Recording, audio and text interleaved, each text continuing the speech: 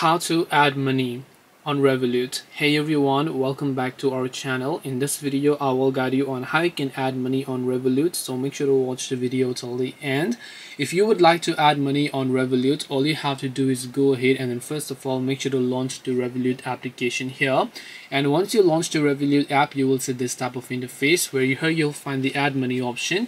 Make sure to tap the add money option that you can find there, and then just make sure to actually go ahead and tap the try again option. Now in order to add money, first you need to verify your ID, such as your passport, driving license, residence permit, or whatever else. So you can just tap the continue option here, tap on agree and continue. Once you verify your account, you should be able to link all of your bank details or your credit or debit card. Then after that you will be able to successfully go ahead and then add money to your Revolut account.